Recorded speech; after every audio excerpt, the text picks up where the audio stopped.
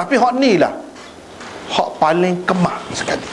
Dalam banyak-banyak hak cerita tentang paha ni aurat, hak paling kemah sekali hak ni. Imam Tirmizi buat mari 3 saluran sanad dia. 3. Orang-orang lain pun ada juga. Dan ada yang mengatakan hadis ini sahih.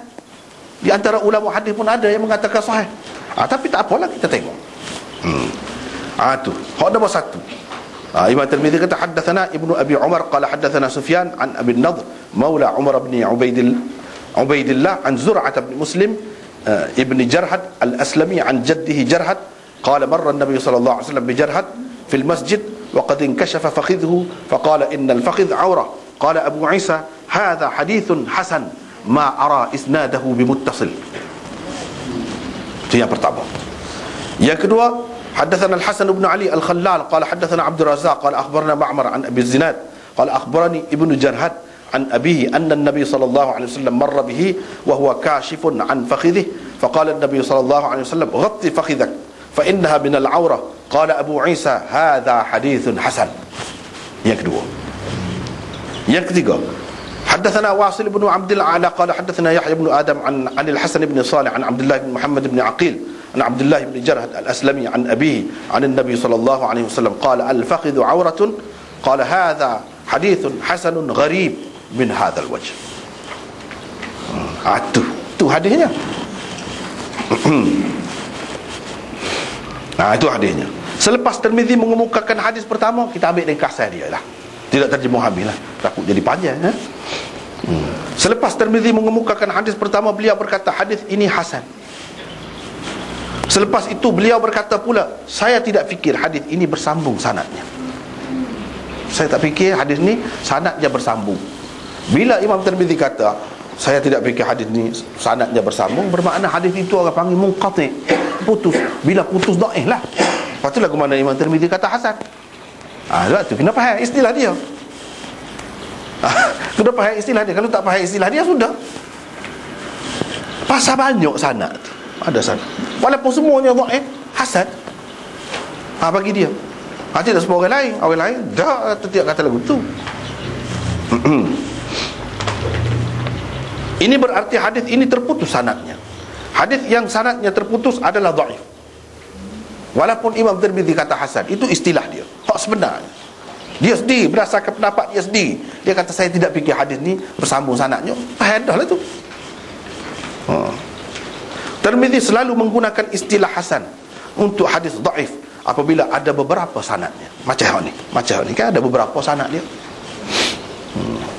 Walaupun kesemuanya adalah dhaif, istilah hasan di sini tidak sama sekali. Tidak sama sekali seperti hasan yang dipakai oleh jumhur ulama hadis. Sufyan pula terkeliru dalam mengisnadkan hadis ini apabila beliau mengatakan Zur'ah bin Muslim. Ni cuba tengok. Hadis yang pertama riwayat Tirmizi. Dia kata an Zur'ah bin Muslim bin Jarhad. Sufyan orang besar tapi dia keliru. Dia kata Zur'ah bin Muslim, yang sebetulnya ialah Zur'ah bin Abdurrahman bin Jarhad, bukan Zur'ah bin Muslim. Dah tak betul tu. Situ sah salah. Situ sah salah. Gak kita nak terima ni tak boleh ada salah-salah lagu. Hak tepat. Tak salah. Hak salah lagu tu, cara dia tak kemah tu. Boleh jadi hak salah. Hak isi dia tu, salah isi dia. Bukan salah sanad saja, salah isi dia. Pas salah isi dia, hak Nabi ni berkenaan dengan Nabi, ni tak boleh main-main. Kita jaga molek. Ni berkenaan dengan Nabi ni, kita nak kaitkan, nak hubungkan dengan Nabi ni. Kalau orang lain pun tak boleh kita kata hak dia tak kata. Atau dia kata lagu lain, kita kata lagu lain, tak boleh. Apa lagi Nabi. Situ nampak dosa. Hadis kedua juga dihukum oleh Tirmizi sebagai hasan. Daraqutni menyebutkan banyak sekali terdapat perbezaan dalam isnad yang dikemukakan Abi Zinad tentang nama syekhnya. Ni hak yang kedua. Hadis yang kedua ni, Ma'mar an Abi Zinad qala akhbarani Ibnu Jarhad an abihi.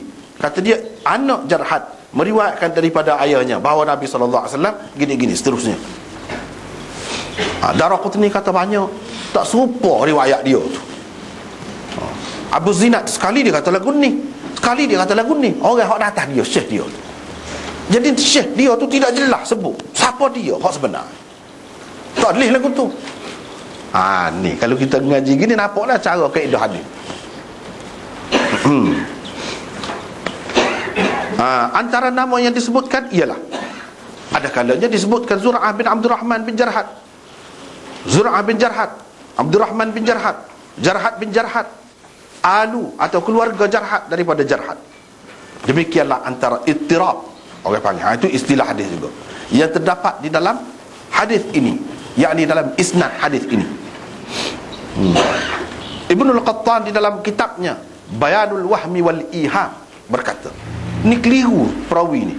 Tengok berapa banyak tu keliru tu. Hak ni dia kata Zur'ah bin Muslim pula, padahal hak tu salah. Hak banyak lah, hak lain-lain lagi. Hak mana sah? Hak mana sah? Ni orang panggil ittirab. Ittirab ni tak tetap, kedudukan sanad tu bergoyang, tak kemah, tak kejap. Sekali gini, sekali gini. Orang tulah yang royak tu bapanya dia tak ingat molek. Lepas tu dia tak molek kat Abi Zinad. Abi Zinad tu molek, dia molek orang. Hak ni tidak semestinya hadis ni kalau seorang tu molek, mana-mana pun kalau ada dia molek lalu hadis sahih lalu. Tak boleh lagu tu. Kena tengok dia tu molek tempat lain, sini hak ni tak boleh. Pasal apa? Dipastikan dia tidak tetap ni. Imam Bukhari pun dia kata hak ni tidak sahih, dia sebab ni tak tetap. Sekali gini tak boleh.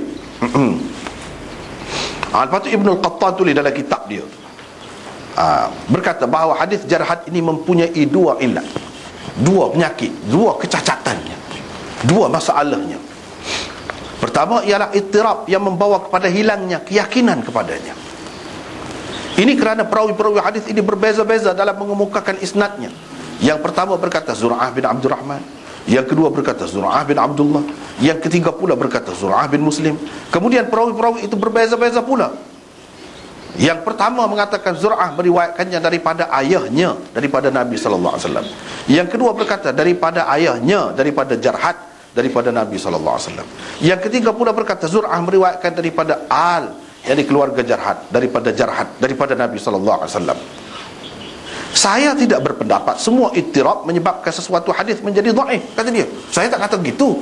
Bukan semua ittirab menjadi dhaif, dah, kata dia. Tapi hak ni dhaif. Makna dia cermat dah. Dia kata bukan semua hak ittirab ni saya nak hukum dhaif lalu dah. Tidak gitu. Jika madar sesuatu hadis adalah seorang yang thiqah, maka perbezaan perawi-perawi daripadanya tidak menjejaskan hadisnya. Tetapi kalau madar ni seorang perawi yang pergi mana pun, sanad mana pun mesti ada dia. Tu madar orang panggil. Paksi lah. Ini paksi kita. Paksi. Madar tu maknanya paksi, tempat berputar. Sekalian hadis hak lain tu mesti ada dia. Itu madar. Jika madar sesuatu hadis adalah seorang yang thiqah, maka perbezaan perawi daripadanya tidak menjejaskan hadisnya. Tapi kalau madarnya tidak thiqah atau tidak dikenali, maka sudah tentu ittirab akan melemahkannya, malah akan menambahkan lagi kelemahannya. Jadi kau lemah kalau hak tu. Ni tak tahu ni siapa dia ni. Dia ambil ni daripada Jarhad ni sebenarnya. Daripada Nabi tu kau melalui Jarhad. Kau siapa dia? Tak jelas. Begitulah keadaan hadis ini. Ia merupakan illat kedua. Kerana Zur'ah dan ayahnya tidak diketahui. Zur'ah bin Muslim, Zur'ah bin Abdurrahman tidak diketahui atau tidak ma'ruf halnya. Orang panggil majhulul hal. Perawi yang majhulul hal tak boleh kita nak letak atas dia lah. Dialah madarnya. Tak boleh kita nak pakai hak ni, hak dia hak lagu ni. Ni kaedah orang hak tak terima tu, dia bahas apa gitulah. Mereka berdua juga tidak masyhur dalam periwayatan. Imam Bukhari juga dalam At-Tarikhul Kabir menganggap isnad hadis ini tidak sahih kerana ittirab isnadnya. Ini banyak istilah hadis lah. Sesetengah orang menganggap hadis ini sahih dan berkedudukan tinggi kerana ia dikemukakan oleh Imam Malik dalam Muwatta'nya. Sekara lagi, tak lepas. Ni ada dalam Muwatta' benar ni. Muwatta' ni tarah Bukhari ni, tarah Muslim, Muwatta' ni. Pahala ke mana? Hak ni ada. Pula Sebenarnya hadis ini hanya terdapat di dalam nuskha Muwatta beberapa orang sahaja daripada murid-murid Malik. Muwatta ni pun kena tahu ada berapa nuskha dia. Ada berapa? Ada berapa nuskha dia? Kau sebut itu ya. Sepanjang sejarah ni. Hak tu je. Ada, tidak lagu tu.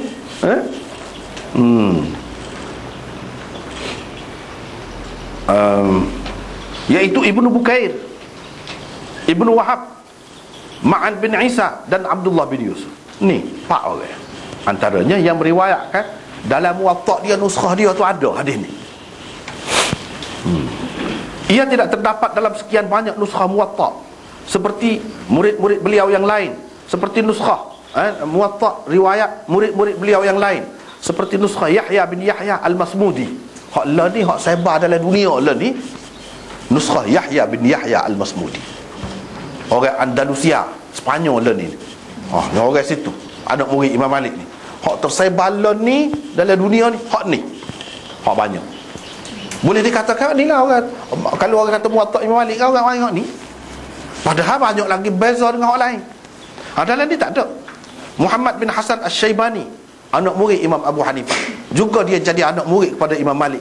Dia juga ada catat Muwatta Imam Malik. Dalam Muwatta dia tak ada.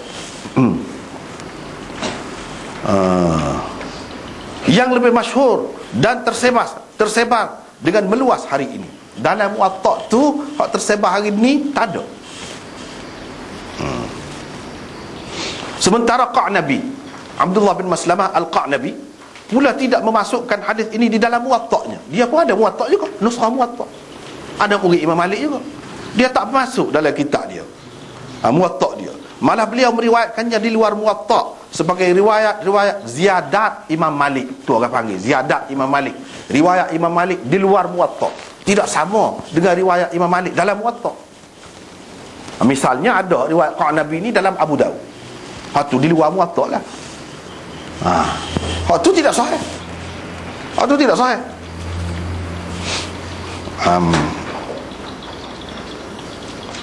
Termasuk dalam ziyadat Imam Malik, tambahan Imam Malik. Ini semua menunjukkan bahawa keberadaan hadis ini di dalam Muwatta' adalah sesuatu yang tidak boleh dipertanggungjawabkan. Tak boleh lagi lagu tu.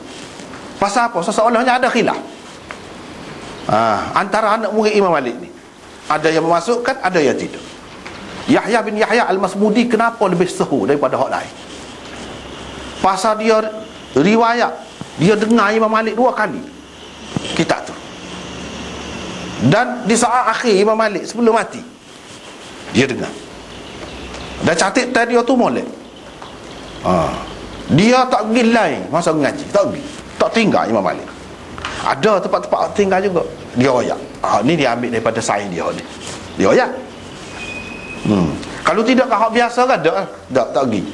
Sekali tu orang pakak deru hungar tubik luar tengah jalan nak tengok gajah mari di Madinah. Pakak tubik habis. Malik tanya dia, apa tak tubik? Tengok gajah ni, jarai-jarai mari. Dia kata, saya mari sini tidak nak tengok gajah. Tengok ketekunan dia tu, dia tak cara saja, dia tumpu sungguh, mengaji sungguh.